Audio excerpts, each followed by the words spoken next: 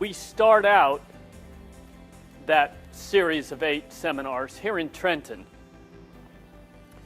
and we begin by looking at the state budget, because that, of course, is the overall public policy document that contains all of the priorities in a democracy that we will be pursuing. So we've really been founded with a singular commitment to a vision around adult education, around doing the best in creating capacity and in economic empowerment. And the reason I say economic empowerment and capacity is because our mission sits much like our university. We're a public university with, you'll hear every university in New Jersey say they're poorly funded. I can tell you nobody knows what that's like more than Thomas Edison, because non-traditional education is not something that's normally highly funded in states. And in New Jersey, it's less funded than anywhere else I've seen. And by non-traditional education, I mean students who are maybe 25, have a job, go to school part-time, maybe have kids. Non-traditional students tend to have about 3 times as many minorities in them as traditional age students. They tend to have all sorts of other things pushing on them, but they're not the attention grabber as the 18-year-old student.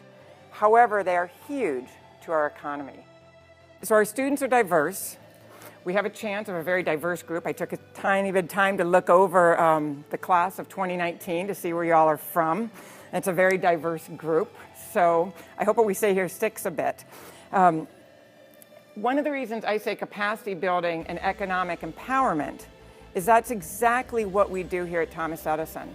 When we educate, if you look at our nursing program, we do a lot around nursing educators, because we want to educate one nurse who can then educate that many more people. When you look at our Watson Institute, we have a program that introduces diversity and inclusion into the K-12 system. Every teacher we educate through a grant goes out and does how many students and educates how many other teachers. So everything we do, we try and do a one-to-many. Trenton is a unique city. This building pays no property taxes.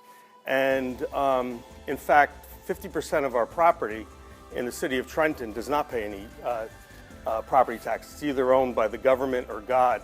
The churches pay no, and you tend to have the largest cathedrals and largest churches are in your urban area.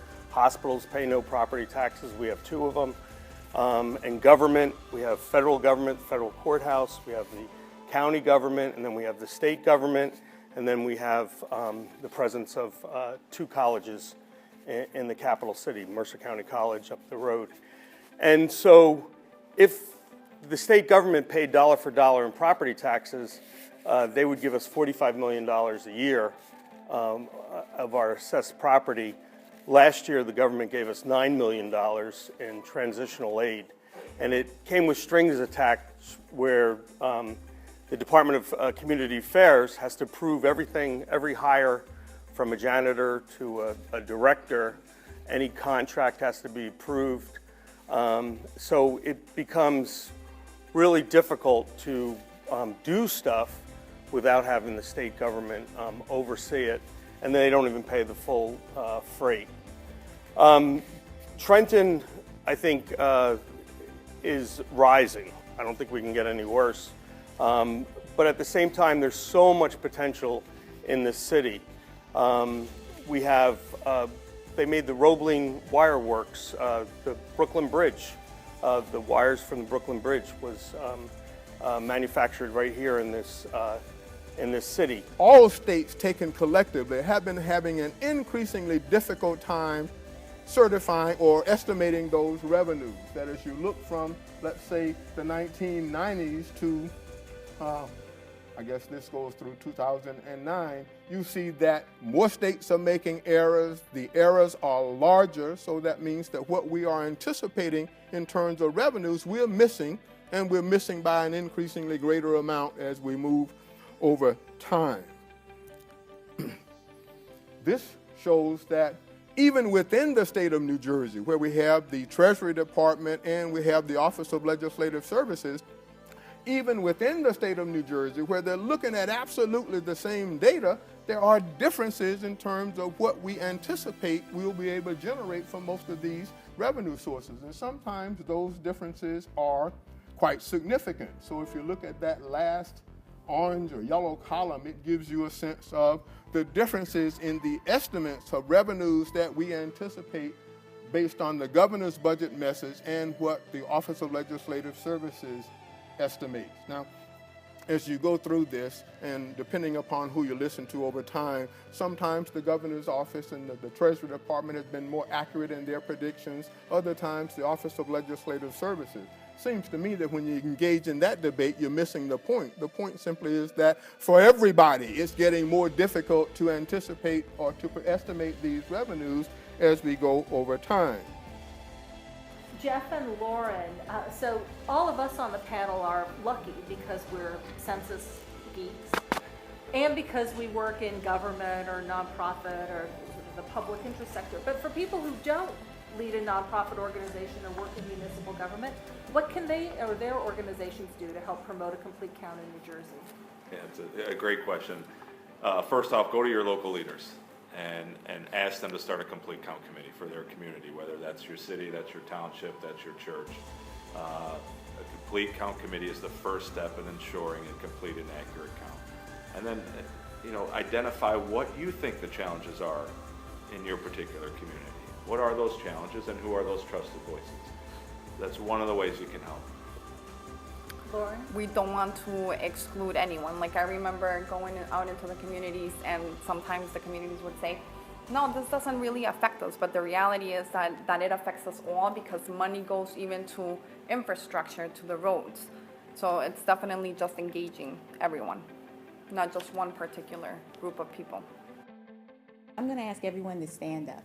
Let's say from you over to remain standing, and everyone else sit down. Okay? This is a little more. Actually, you three can sit down as well. This is roughly 16% of the room. It's a little bit more. 84% of Patterson, they live in hard to count areas, which means when the federal government gets the count, they're going to base everything that they do, which is on the sheet of paper you just received, on this count. So is this count enough for the schools, the libraries, the children? No, right? You may be seated. That's the definition of hard to count and why it's so important to have a fair and accurate count so that you have better representation in Congress. As deep divisions within the society have been given new expression, opinions seem to be more polar than ever, flashpoints of words, of candidates, of movements. Tell us a little bit what you see. Yeah, I mean, the mood, and this doesn't come as a surprise to anybody, the mood's not good, right?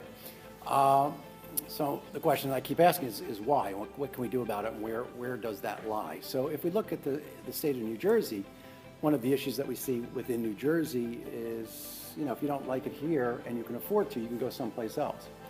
And that is the big concern that I see. Now, you might have heard every year that United Van Lines puts out their a little story about their own customer database about who's going in, who's leaving a state, who's coming into a state, and New Jersey always has the most who are leaving. There are some methodological issues with that particularly, but it actually is part of a story that does have some true heft to it.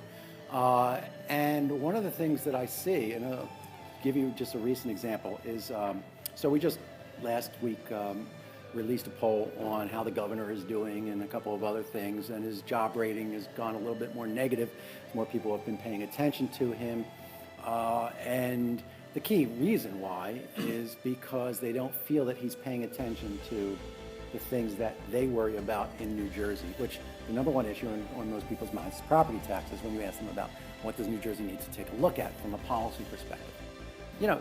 One of the things I've gotten, and this goes back to asking multiple questions to get at things multiple ways. Over the years, if I ask these questions, basically what I've gotten is most New Jerseyans understand that there is a premium to pay to live in New Jersey. That New Jersey is going to cost more than other states to live in, that you actually get more benefits living in New Jersey. The question is, are those costs fairly distributed? Right? Am I paying more than my fair share for this? I'm willing to pay more to live in New Jersey than to live somewhere else, but am I paying too much more than I should be? Am I shouldering too much of the burden?